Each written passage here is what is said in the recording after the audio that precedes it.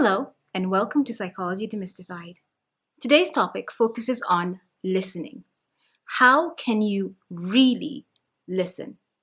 Mastering the art of listening works wonders.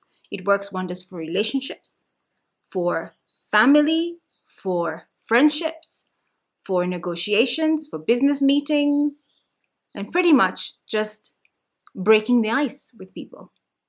Some people believe that simply because they have ears that they listen, but that's not true. Listening is not as easy as you think. When you really listen to someone, that means that you have to figure out how to let something that you disagree with simply hang in the air without responding. This kind of listening, the kind of listening that requires you to take a step back and actually let someone else do the speaking, takes a tremendous amount of courage and patience too. But if you're interested in learning about other people as well as learning about yourself, then it's important to learn the art of listening. Doing this allows you to do the following things. It allows you to show interest in people, to connect with people, to show other people respect, to help people feel better, to solve problems between people. And in the end, it ends up being so worth it. Not only is it worth it, it is essential.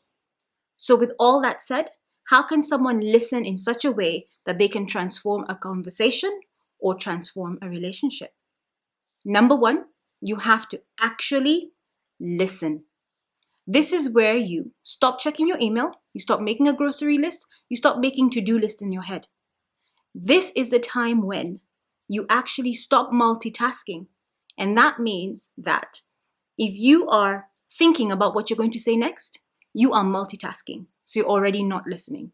So your job is to stop thinking about how you're going to respond, but simply open your ears, look at them, and listen. Repeat what someone has said to you back to them. The first time you do it, it sounds and feels a little silly to you.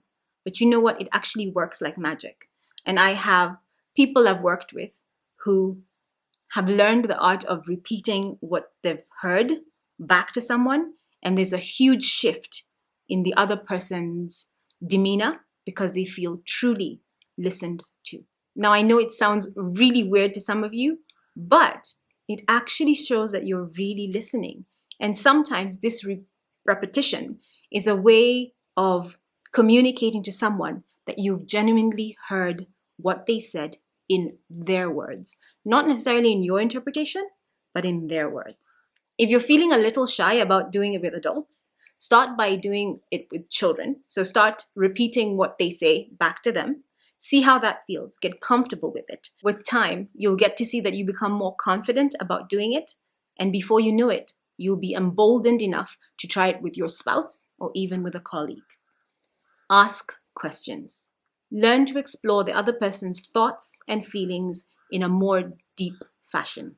When you ask a question, what you're actually doing is trying to further understand the point that someone else is trying to bring across. Really listening involves you learning to ask open-ended questions, which means questions that don't require a yes, no answer. They require more elaboration.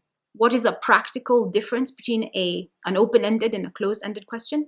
A closed-ended question is something where you ask, how was your day? And someone just says, good.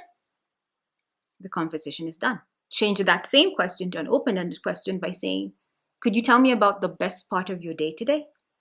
Someone then is forced to elaborate and to speak to you. When you're really listening, you have to provide silence. How many times have you wanted to say more in a conversation, to divulge something about yourself, to allow yourself to be vulnerable, and then someone just chimes in? There is nothing that shuts someone down more than being interrupted or just not having space to just sit with their thoughts. Nothing. Being silent in a conversation can feel quite awkward at first. But it's the only way to give someone a chance to say what they want to say until they are done. I cannot tell you the number of people I have met who never hear what someone else is saying because they're so keen on just talking and cutting you off and saying what they want to say. And all they end up doing is looking like self-centered people who only care about what's coming out of their mouths. Giving other people a chance to speak, to finish what they're saying, and to elaborate on their feelings allows the building of trust in that relationship, because someone knows that they're going to be given the space to say what they want to say. They are going to be given a chance to say what they mean without you chiming in or cutting them off. Listen. A trick that I use is practice waiting 3 to 5 seconds after someone has stopped speaking before you start thinking about what to say. You will often find that people have a little more to add to their conversation. Listening also involves reflection. There are 3 types of listeners. Which one are you? There are low-level listeners who focus on what words mean to them and wait for their turn to talk. They wait. There are also moderate-level listeners. These ones focus on words. And then there are proficient listeners who focus on what words actually mean. But this is so much to learn. How am I ever going to get good at it? You know what? It starts with practice. Start by paying attention to the questions you ask. Start by paying attention to how often you interrupt people. Sometimes people will tell you when you interrupt them because they'll say, "Hey, I'm not done." If you get to hear a lot of those, chances are you are a chatterbox who likes to interrupt. Maybe it's time to start waiting the 3 to 5 seconds for people to actually finish talking. The art of listening takes practice. Some people think it comes naturally to them, but it doesn't. It's something that some people have refined earlier than others. And no one's going to be perfect in the art of listening. It starts with practice. Don't expect perfection when you start doing it. It might feel awkward to you when you start, especially for something like repeating the questions back to someone. But keep working on it. Really listening to people challenges you, and sometimes it could feel a little risky. And the reason why this happens is because for some people it doesn't come naturally. It's something that you have to learn and teach yourself. And in actual fact, just listening doesn't materially help you achieve something bigger. But what it does is it allows you to sometimes hear things that are hard for people to say, and sometimes hard for you to hear. Keep in mind that listening and agreeing are not the same thing. Listening to someone doesn't actually force you to take action based on what they're saying. And in many cases, because you've actively listened to someone using the points that I mentioned, what someone will end up doing is that they start to reduce their insistence that you take their point of view.